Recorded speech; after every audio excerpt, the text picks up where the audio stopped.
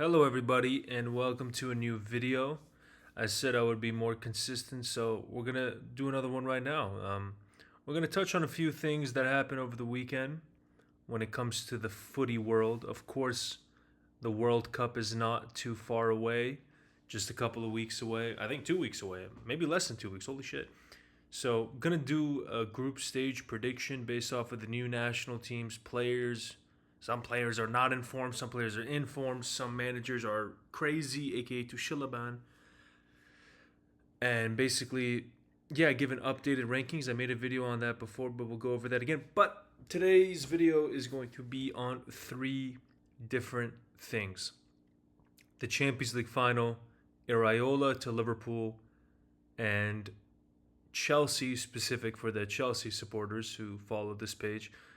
We will be going over how to replace Joao Pedro, Cucurella, and Enzo Fernandez if they leave, and what would be an ideal way of building the squad out if that happens, right? So first things first, we're going to start with the Champions League final. A lot has been made about the Champions League final.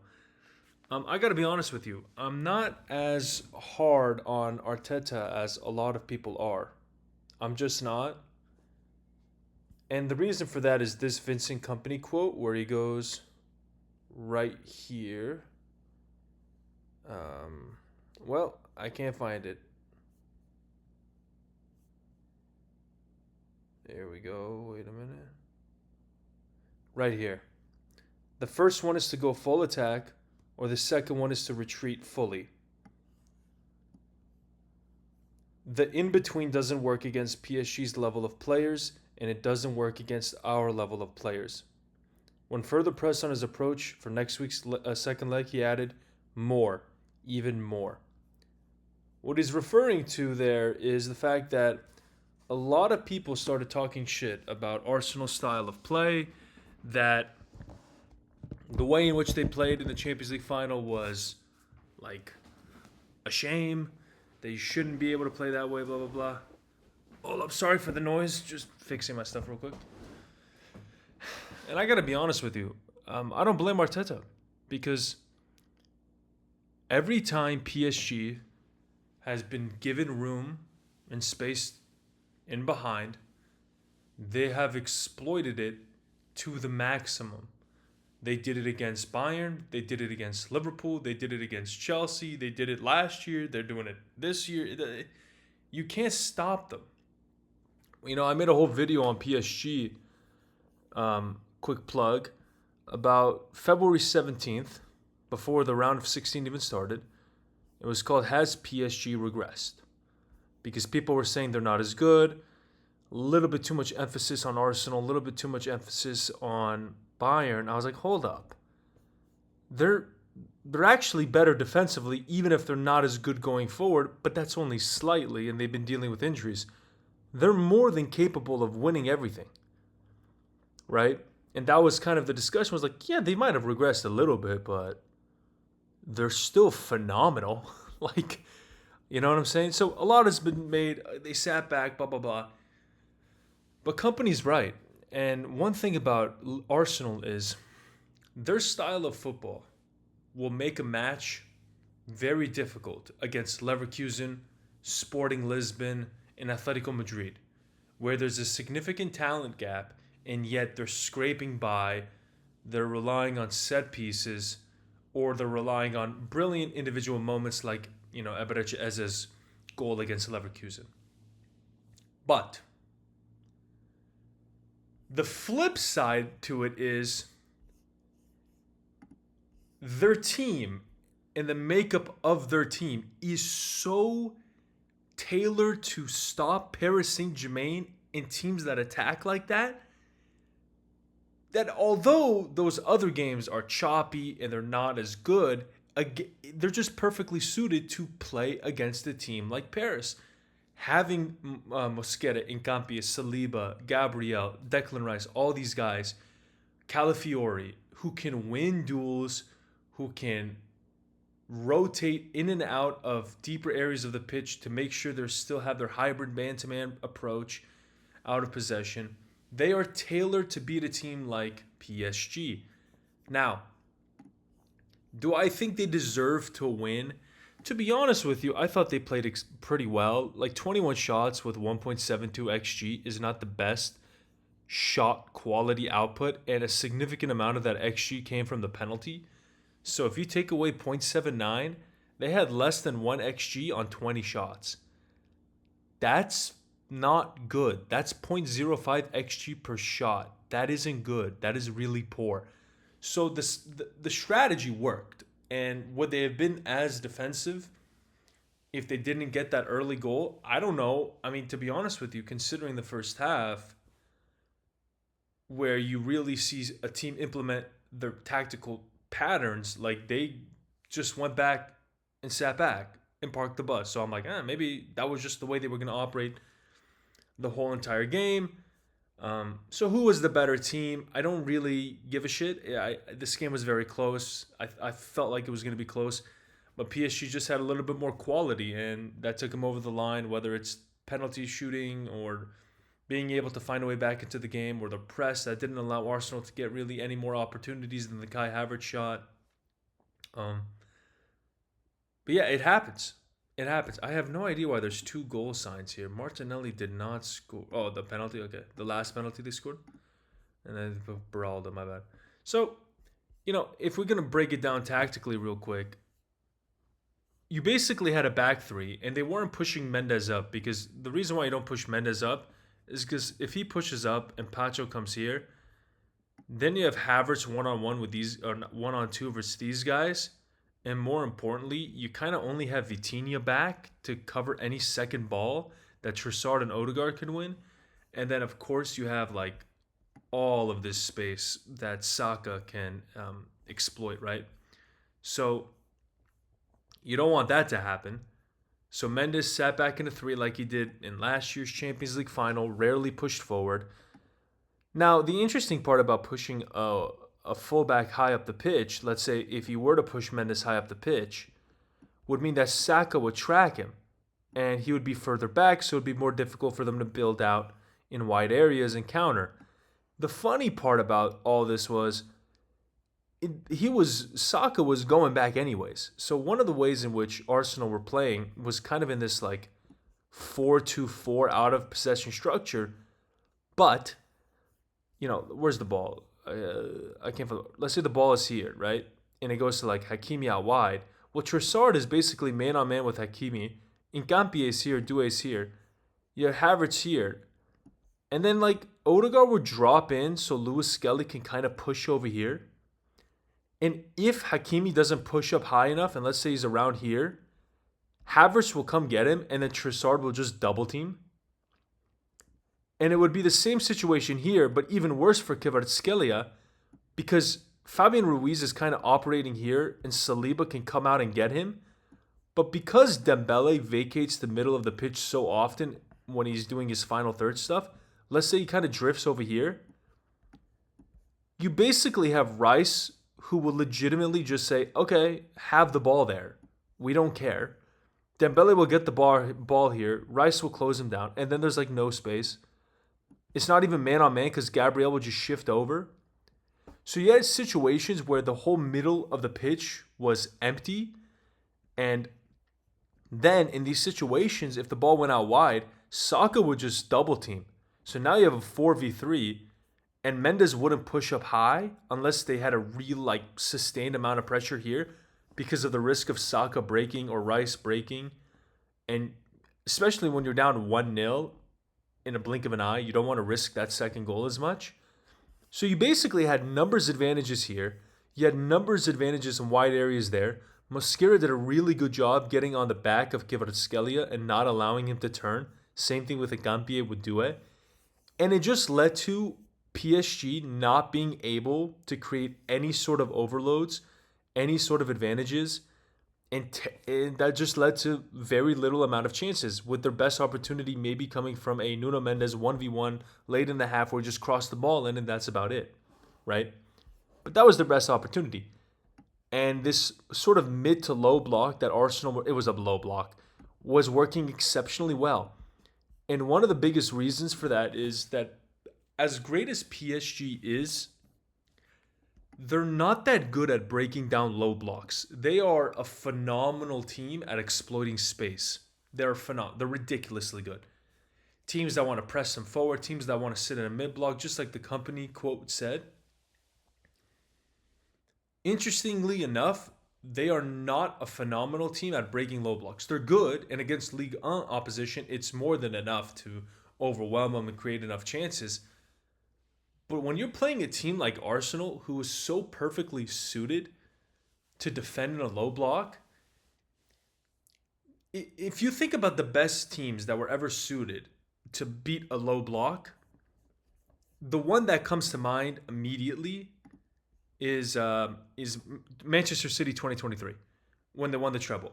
They had players in a system that basically created 1v1s on the outside, and then you have Erling Haaland in the middle, who will just kill you.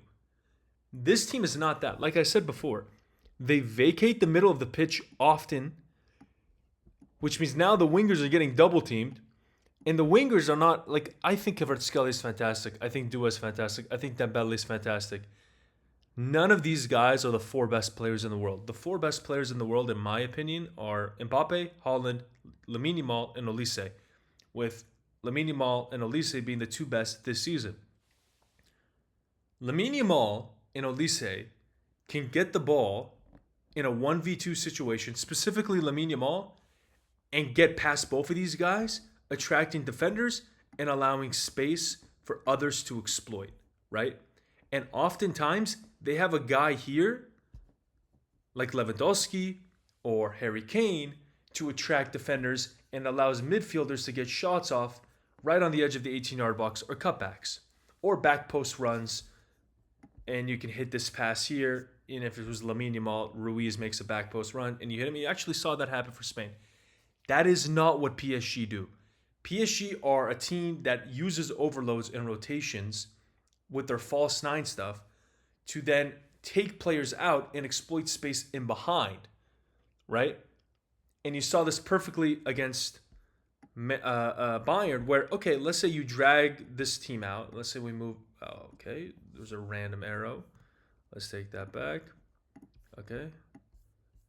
And let's say if Arsenal decided to press high up the pitch, right? And you got Saka coming over here. You have Odegaard, whatever. Rice is up here with Ruiz. Let's say Neves is back. Havertz is up here. Trossard is up here. Like, okay, we're going to press high, right? Now what happens is Dembele will just like go over here. And Saliba will like track him. And then all of a sudden, there's an insane amount of space for Kvaratskhelia to attack. And he'll do a little 1-2 bing, and he's gone. And you saw that against Bayern. Stanisic got cooked doing this. So it's either you press them really high up the pitch and run the risk that if they do win a second ball, or if they do play out of your press, they will essentially have half the field to attack you, with this guy running at you, this guy running at you, this guy showing up out of nowhere, this guy running at you, and you're cooked. I'm sorry to break it to you, but you're cooked. And that's going to happen multiple times throughout the game. And God forbid if Nuno Mendes gets the ball and gets by Saka by just dribbling. Then you're really cooked, because now all these attackers don't even have to drop to create this space. Now they're just running at you. So you have to play in a low block. The interesting part was, in the low block, it doesn't work as well because they don't have as many playmakers from wide areas as you might think. Like, they don't have a Lamine Yamal, they don't have Erling Haaland in the middle of the box that will just kill you and attract defenders. So essentially, that's what happened, and that's where their issues came. Of course, their goal came from a quick 1-2 on the edge of the box through moving the ball faster. The funny thing that happened in this game, though, and I have to say this, is in the second half, instead of doubling down on the terrorist football, Arteta decided it was a good idea to actually try to play football, which was hilarious, in that he tried to actually have build-up patterns and to work the ball vertically to Havertz and Odegaard and Saka, and have these guys kind of drop deep, receive the ball, right? And Trossard was like over here, and maybe get some build-up patterns. The issue with that was, and if you notice in the first like 15 minutes of the second half, whenever the camera was on him, he's like yelling at his players, it's because they kept turning over the ball. They couldn't actually play. Like Mosquera as a right back is not good enough progressing the ball and probably should have been sent off at the end of the game. Like he should have been sent off for a double yellow. But he's not good at passing the ball, especially at right back.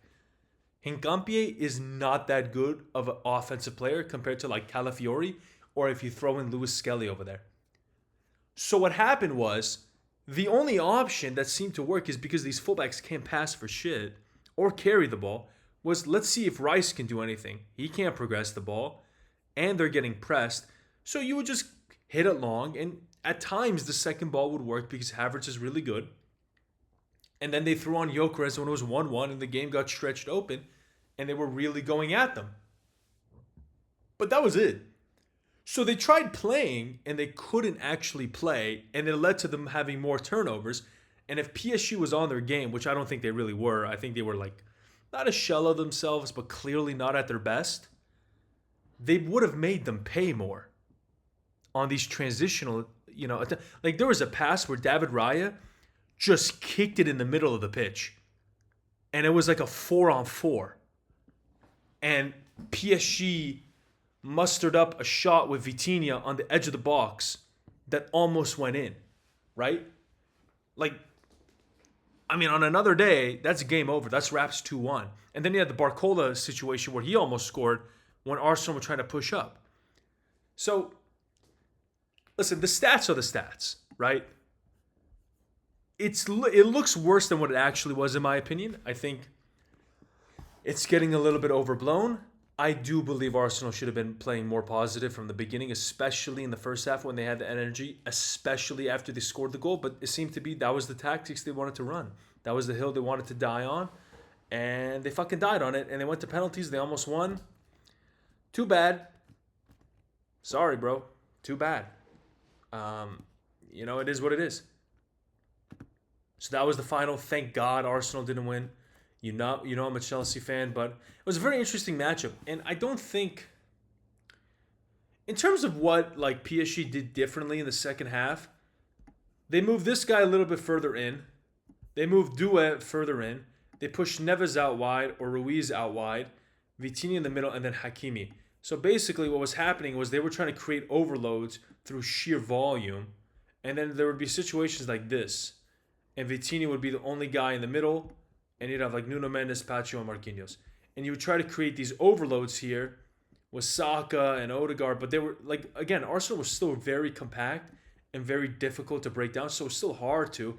But their goal basically occurred by having an overload here and then passing the ball to Kvaratskhelia. 1-2, bang, they go past you. The issue, more than anything, with the way that Arsenal played this match is, in the season as a whole, is your whole team is set up. If I bring out their team, their whole squad is basically set up to reduce the amount of goals in a game, and they break games open with set pieces or just having a sheer quality advantage. Let's say you play like a Leeds or something, where you're just not giving much up and you're creating a good amount, not an exceptional amount, but a good amount. And I want to say it just gets them over the line. But for a large portion of the season, it was more than enough. By the end of the season, it was getting over the line. And that's the issue because chance creation is always number one. No matter what, your ability to create chances is the most important thing that you can possibly do as a coach, is to create or have players that can create chances. It will always be king. Because if you don't have the ability to create, you're reducing the amount of ways in which you can actually win a game. That's what's happening.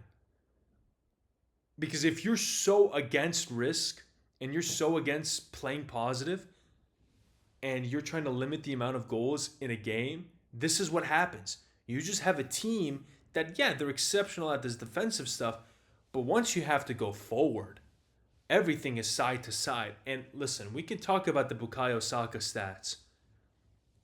They were shit. They were shit. He didn't do anything in the game. He was terrible. I mean, if we go back and just look at the game, right? Go to lineup and go to Saka.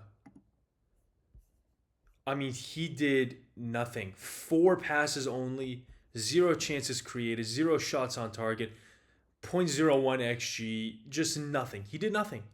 He did absolutely nothing on the pitch.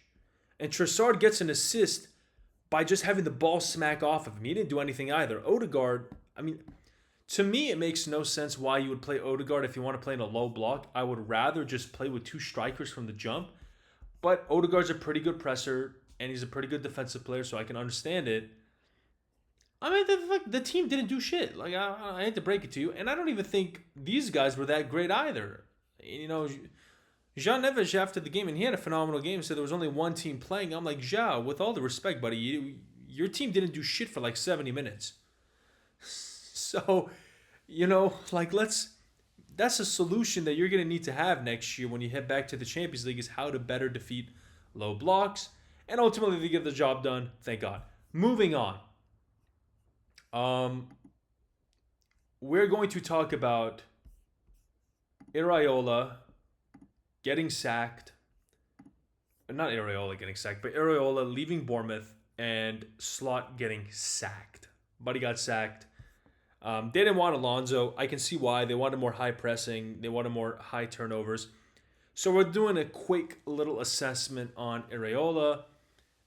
Cumulative XG differential. This is over the course of 3 years. So everything is over the course of 3 years for the most part. Fast break shots under Iraola, 128. That's very good. He is one of the best pressing coaches and pressing structure coaches in the world of football, right?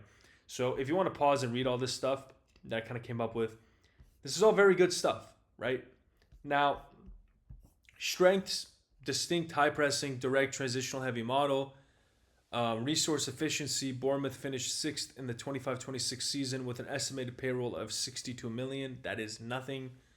Positive shot in XG margins in consecutive seasons after the initial adaptation period, which was just the first year. And he fits pretty well with his Liverpool team. Concerns, the set-piece defending for Bournemouth this season was shit. Now, you could say that they lost Zabarnia and Dean Howson. That played in a part, no doubt.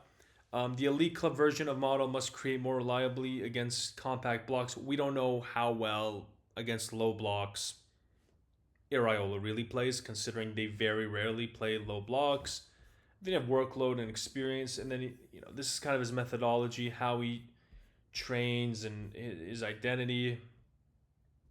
And we're kind of looking at this. So here's the interesting stuff. Here's the data, right? So we have their league finish, their points, their goal differential, their shots per game, the shots against per game, shot margin per game, XG, XGA, and XGD. I mean, after the first year, you're looking at a pretty good underlying data numbers. Finishes +3, but in this next 2 years, +16 goal differential. In 24-25, they were a better team than 25-26. The Premier League was shit this year. But shot differential is in the positive. XG differential is in the positive. All very good signs. Here's a little graph showing XG differential and shot margin. By the way, that's a correlation for you guys if you want to know. The higher the shot margin you have versus the opposition, the higher your expected goal differential will be. No shit. You're shooting the ball more, right? So again, pretty good numbers. Really good numbers. Here's just his XG and XG conceded profile. Very consistently good. And this is with a lot of churn, with players leaving and coming in with the model. Set piece XG increased in each season. So offensively, they're not bad. Defensively is where it got worse. Bournemouth had conceded 17 set piece goals. Tactical Football Analysis reported that it's represented 33% of all goals conceded that stage, and the Bournemouth had the league's worst set piece expected goals against. That is fucking shit. So that's clearly something he needs to work on. Now, they're losing Konate. They have Leone, Jeremy Jacquet, and Van Dijk, so that would probably help. I think Jeremy Jacquet aerially is fantastic when he's set, not when he has to track back. Wage bill-wise, again, on a cheaper wage bill, he is clearly outperforming it. From 53 million, you finished ninth, 62 million, you finished sixth. That is fantastic, right? And with Liverpool, who are really good with the wage budget, you're asking for a player to maybe, or a manager to slightly overperform that model. He can probably do it. One question that stands out for me is injury history. I don't know if it's that big of a deal, but if you are going to press the way that he presses at the intensity that he presses at, Bournemouth have only ever played one game a week. So if you're going to play multiple games a week, you don't have Ekitike, by the way. He tore his ACL. We'll see what's happening with him. Isak has dealt with some injuries. Wirtz is already physically, incapable of fucking holding on to the ball. So we'll see. We'll see when it comes to Liverpool. You got a couple older players now. Frimpong's been dealing with injuries. So I don't know how this is going to work. This is a kind of a pretty big question mark for me. So we'll see how that works with the injuries, with the way that he wants to play. Tactical identity, Iraola's Bournemouth are built around high pressing, quick forward progression, and attacks that begin before the opponent can restore its defensive structure. The model is not possession for possession's sake. It's a deliberate attempt to create disorder and exploit it quickly, recover and find the 9 early. This is, to be honest with you, it fits like their players. Get the ball forward. Szoboszlai, pass it forward. Gravenberch, pass it forward. McAllister, fuck off to the bench. Find Isak, drop it off to Wirtz. Let them go create. Hopefully the fullbacks aren't dog shit. Right? So across Iraola's Bournemouth reign, only Liverpool recorded more fast break shots than Bournemouth, 155 to 128. Bournemouth attacked upfield at an average speed of 1.95 meters per second, the fastest rate of any Premier League team across the period. Their average sequence contained only 2.98 passes. Hey, we got Salah tweeting about we need to play a certain style of football at Liverpool. So this is the closest guy you're going to get to that Jurgen Klopp type shit. And he's a good manager. So we're going to have to see if he's a great manager, right? And then if you guys want to read this is kind of a tactical analysis, like reoccurring tactical principles, how it translates to Liverpool, certain limitations. Here's some appointment risks. This is a pretty cool graph. So it shows what's really important to Liverpool here and the potential impact of it. So set piece defense, this is a big risk. Like, hey man, what's up with that? Was a problem that also plagued, now not to the extent of this guy, but Ange Postecoglou, I don't think they ever practiced defensive set piece routines because they fucking sucked at them. Now for Iraola, based on how data led, and he's open to data, of course, Bournemouth and now Liverpool also are, I think this will be fine. I think the set piece stuff, but again, this matters considering your team is not as good as you might have thought. Deep block creation, how well do you create against low blocks? That's still a question mark. I need to know what your attacking principles are to consistently break down teams, right? Defensive control, he doesn't really play defensive. Bournemouth is taught to play really fast and really vertical. So what happens when you need to change your style to basically reduce some chaos and have more control? And then elite club experience, that doesn't really matter. It's not that big of a deal. I don't think that matters. I think they'll respect him. Liverpool seem to not have too much fuss. A report came out that the main reason why there was gripe between Arne Slot and the team was the way that he chastised Curtis Jones after the Galatasaray game away in which they lost. So yeah, set piece defense, deep block creation, squad load, and so on and so forth. Why Iraola makes sense for Liverpool here. Restore a clear identity, creates transitional threat, raise output relative to resources. Even though that's not as big of a deal at Liverpool, but still develop and replace talent, makes opponents uncomfortable, and works within a sporting structure. So I like this. To me, in my opinion, I like the signing. I think he's a good manager, and he is definitely worth the shot to see if he's a great manager. He is definitely worth the shot. You're talking about a coach in terms of his pressing structures that have been top 5 in the world of football. That's how good he's been. So he's worth a shot. And I think with Slot, everything seemed to unravel. He was never good to begin with, to be honest with you. And here's some sources, blah, blah, blah. So yeah, Iraola to Liverpool is a thumbs up for me. He fits them more than Alonso. Alonso fits us more than Liverpool, even though we're shit. So we'll see what happens. And talking about shit, let's get on to Chelsea. And then we kind of move this a little bit to the left. so you guys can better see it. Okay. Okay. How do we replace Enzo Fernandez? Now, if you notice that all the final third stuff is ridiculously good. Matter of fact, it's not just ridiculously good. He is essentially the best attacking number 8 in the world of football. I'm not speaking hyperbolic when I say that. In a pure data perspective, he's essentially the best number 8 in terms of going forward. It is ridiculous amounts of final product, ridiculous shooting efficiency, ridiculous creation levels, ridiculous progression. Like, you're not, I'm sorry to break it to any haters on him. And he's also underperforming his XG and his expected assisted goals. Like, he should probably have a couple more goals and a couple more assists.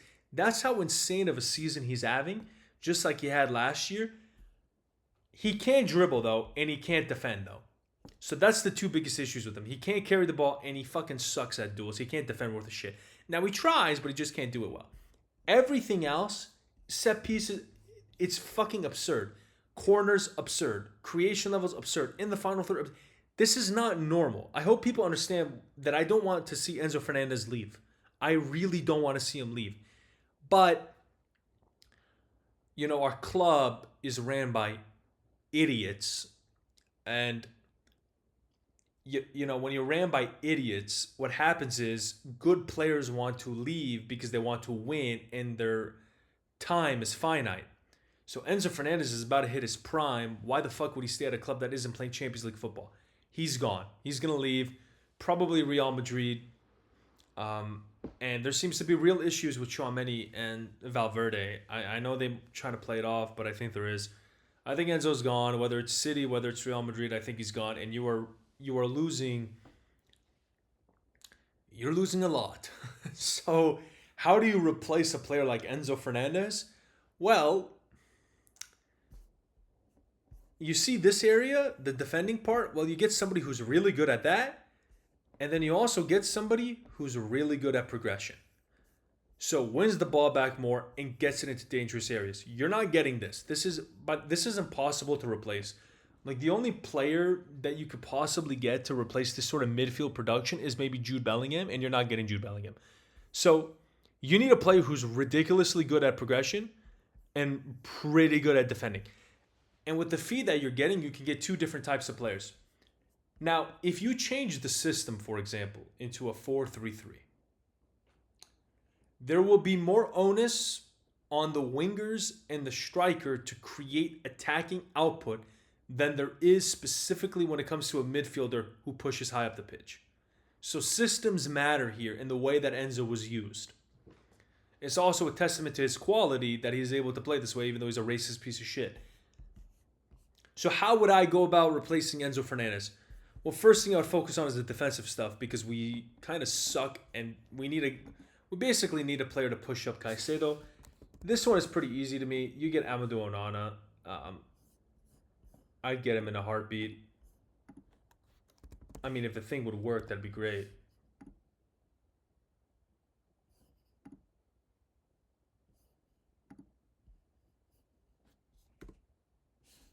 Okay, whatever. Here we go. Not much progression stuff, not anything too crazy, right? He is the best defensive midfielder in a pure data perspective I've seen. That is a ridiculous amount of data defensively. Now, this would then allow players like Caicedo to push up higher up the pitch, right? And get his creation stuff, shooting stuff, and progression stuff better, which I believe he can do. Right? And I think he's being underutilized. So I would go get Onana. You're not getting I would love to get Tchouaméni, you know, because not only does he give you the defensive stuff, he gives you the progression, he gives you really good passing and solid creation. He's tall as shit. I would love to get Tchouaméni. Aerial duels, like, that's a problem with us. I talked about it on my Substack. I would love Tchouaméni. We're not getting him, so Onana would be the ideal guy. That would cost you about 50 to 60 million. and let's say you sell Enzo for like $120, with the next 60 million, we need a right center back. You can buy a right center back, or you could just go get Konate for free, who I don't think he's coming. I really don't think he's coming. But I would go get Konate for free with the wages that you're not having to pay, blah, blah, blah. So that's the way that you would fix that situation. You would just become better defensively. And then you still keep that progression. You could also go for a guy like Camavinga, who has good passing, good progression, good defensive numbers, good creation. He doesn't have anywhere near the final third output, but in terms of the middle third and back third of the pitch, defensively and ball progression wise, he's really good. So you can get a guy like Tchouaméni. Oh, you're not getting Tchouaméni. Let me take that back. You get Onana and Camavinga probably for around the same cost as you would sell Enzo for. So 120 out, 120 in. And you're getting much better defensive output from your midfielders. You're losing final third output, no doubt, because Caicedo or Camavinga won't bring that. But your midfield is essentially consisting, and let's say Andre Santos and Barco are backups, but your midfield is consisting of Caicedo, Camavinga, and Onana. That is physically the most dominant midfield in the league. Without a doubt. Not even close. And you have two midfielders in Camavinga and Caicedo who I believe are more creative than they've shown and can just break shit up high up the pitch constantly. So that's kind of the way you replace him. Now, if you want to say, okay, you get one midfielder and you want to spend the money on a center back, there's no problem. That just means your team is becoming significantly better defensively. So instead of focusing on the attack, it's going to focus on the wingers and Palmer and Joao Pedro and Jackson and some of these other guys. Hey, we need more output out of you because we're losing all this output with Enzo Fernandez, but we're gaining significantly in deep ball progression as well as defensive contributions.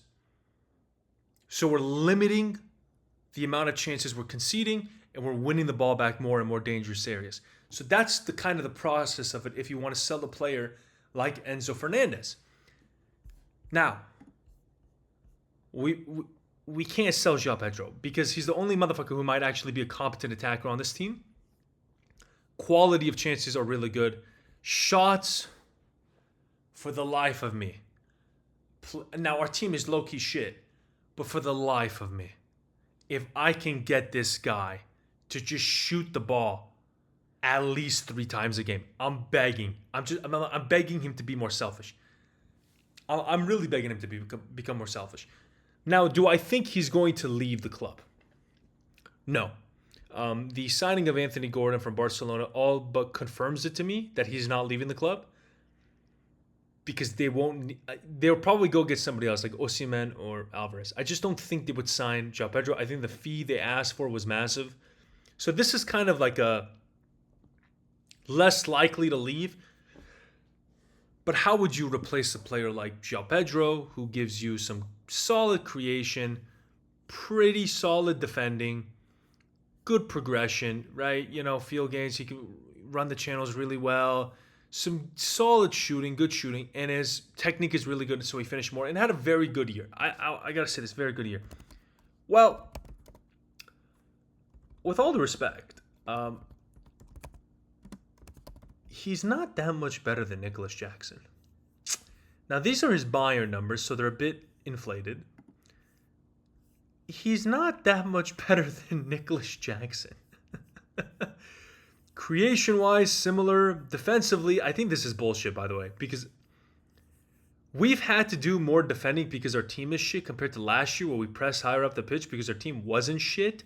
So this is a bit bullshit. I think Jackson is a better presser and off-ball defender than Joao Pedro, so don't read too much into that.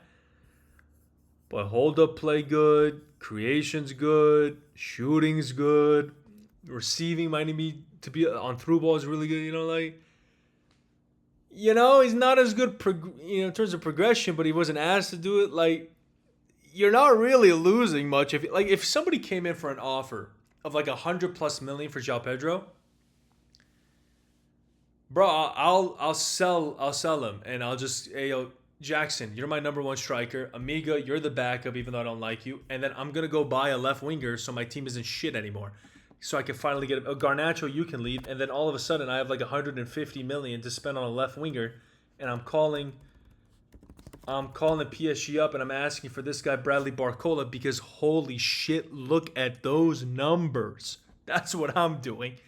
So I'm not as like insane about Joao Pedro leaving. Enzo Fernandez leaving for me is a bigger loss than Joao Pedro, because I think Jackson would be fine, and then you can spend that money because it would be a shitload of money on like a left winger. Now,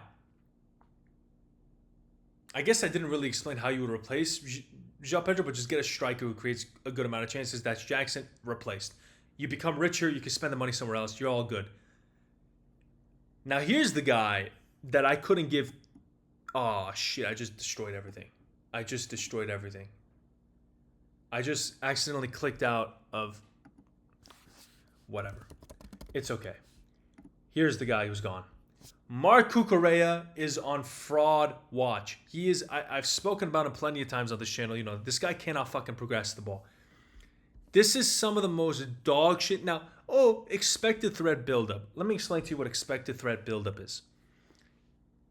The actions you commit on the pitch, the higher the number is, the more actions you commit lead to goals, or a higher threat of scoring goals. So because this is really high, that means, hey, the action, and you can read the definition here, in a given possession, the way Cucurella passes the ball and moves the ball, it leads to more threat. And that's good, right? But then you have to peel back the layers and understand something. Is that this is due to the fact that this guy is playing as an inverted fullback all the way up the pitch when he's doing these actions. And anything from a deeper spot, he's not as good. These passing numbers are bullshit. I'm being serious. Don't read into these guys. The defensive numbers are bullshit. This is what I'm saying, man. If I compare him